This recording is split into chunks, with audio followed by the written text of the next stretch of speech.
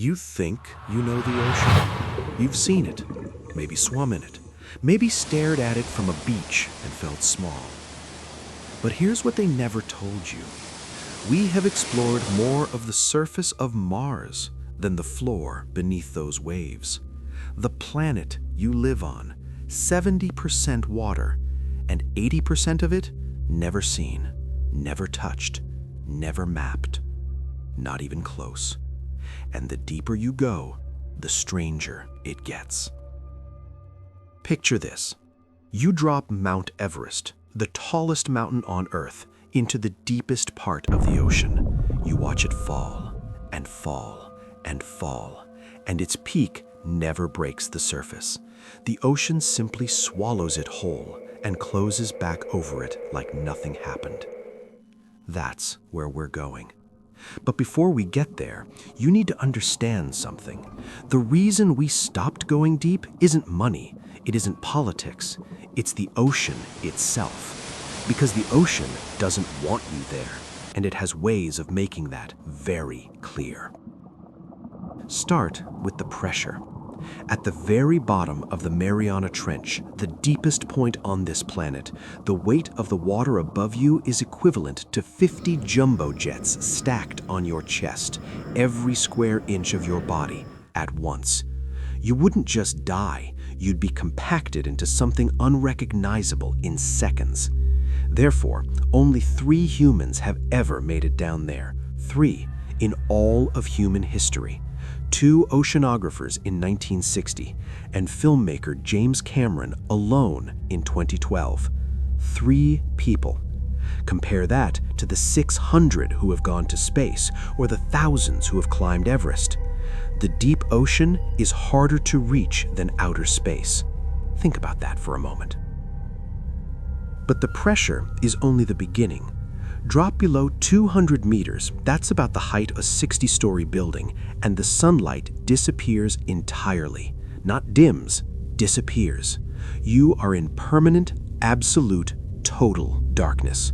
The temperature hovers just above freezing, and you are completely, entirely alone. Or so you'd think, because something lives down there.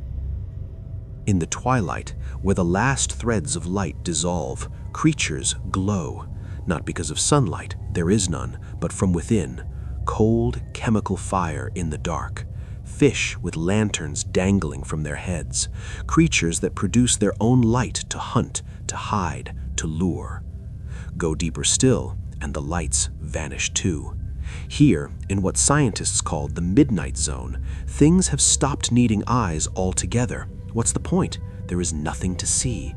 Animals in this layer survive on what falls from above, a slow, ghostly rain of dead organic material drifting down from the world they'll never visit, an entire ecosystem surviving on scraps from another world.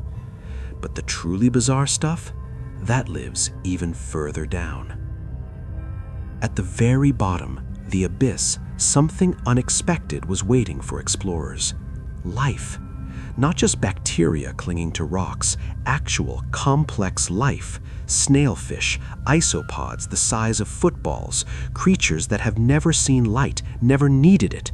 They cluster around cracks in the ocean floor, where the earth itself is venting superheated water, water hot enough to melt lead, and they thrive in it.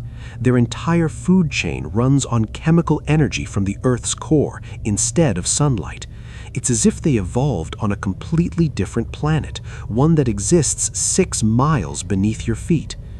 Therefore, scientists now believe that if life exists elsewhere in the universe, on the ice moons of Jupiter or Saturn, for instance, it might look exactly like this, thriving in darkness, in crushing cold, completely independent of a sun.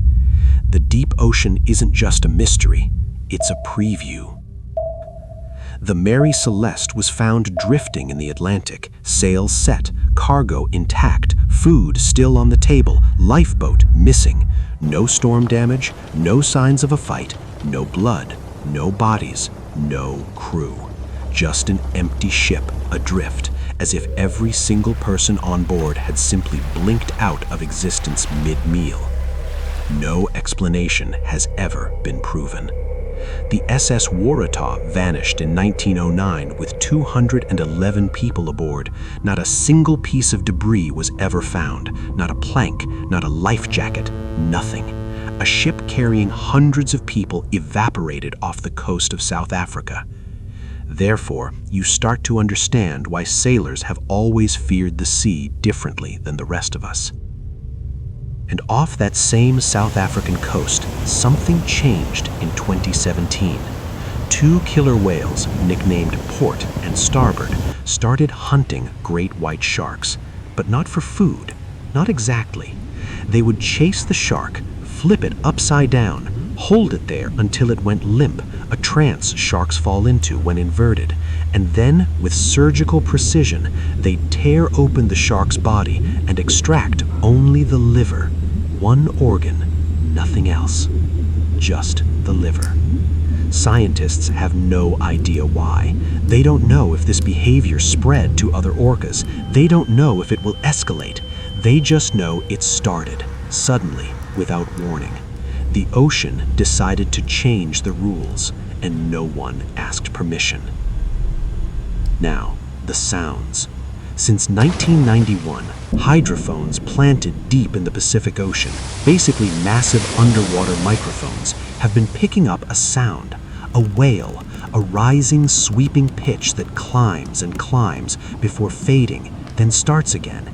It peaks every spring, every autumn, like clockwork. Nobody knows what it is. Not a whale, not a geological event, not a man-made machine. It simply exists, rising somewhere between New Zealand and South America in one of the most remote stretches of water on Earth, and repeating itself reliably year after year for over 30 decades. But in 2016, something stranger happened. A sound, described as a ping, began radiating from the seafloor in the Canadian Arctic. Animals fled the area. Hunters noticed wildlife had completely abandoned a stretch of water. The Canadian military sent aircraft to investigate. They found nothing. And then there's the ocean floor itself. Hidden beneath the water, there is a waterfall, the largest waterfall on Earth. You've never heard of it because it's completely submerged. Cold water cascades over a cliff in the ocean floor between Greenland and Iceland and plunges nearly 11,500 feet straight down. For context, Niagara Falls drops 167 feet. Angel Falls, the tallest on land, drops about 3,200 feet. This one falls 11,500, silently, invisibly, constantly. And then there are lakes, actual lakes on the ocean floor, pools of water so dense and so salty that they sit beneath the surrounding sea like a separate body of water with its own shoreline. If you were somehow swimming down there and drifted into one, the chemical shock would kill you almost instantly. Lakes inside the ocean, waterfalls bigger than anything on land. Off the coast of Japan, divers exploring a reef found something that stopped the scientific community cold. A massive stone structure, right angles, stacked platforms, what appears to be a staircase spiraling upward, sitting on the sea floor. Some researchers believe it is 10,000 years old, a sunken city from a civilization that existed before recorded history. Others insist it's natural, sandstone breaking along predictable lines, nothing more. The argument has never been settled. But here's the part that keeps some researchers awake at night. If it is man-made, then a civilization sophisticated enough to build it existed at a time when we believe humans were still making simple tools, and the ocean rose and swallowed it and kept the secret for 10 millennia. How many others are down there? Because the ocean is enormous in a way that is genuinely difficult for a human brain to process. It covers 71% of the planet. It holds 97% of all the water that exists on Earth. And as of 2024, only 26% of the seafloor has been mapped in any meaningful detail. Satellites have technically scanned the whole thing, but the resolution is so poor that anything smaller than 3 miles across is completely invisible.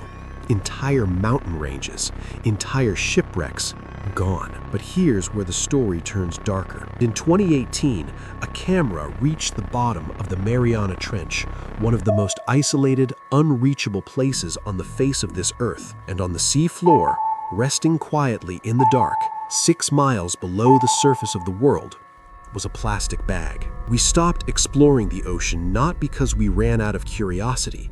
We stopped because the ocean is hostile and ancient and vast and indifferent to our presence in a way that is hard to fully confront. But here's the real terror. We know what lives in a forest. We know what lives on a mountain. We've cataloged, named, and studied almost everything that walks or flies on land. The ocean holds somewhere between 200,000 and 2 million species. That's the range scientists are working with. A potential difference of nearly 2 million unknown creatures living beneath your feet right now, in the dark, in the cold, in the silence, waiting not for us to find them, but simply existing in a world that has never needed us and never will.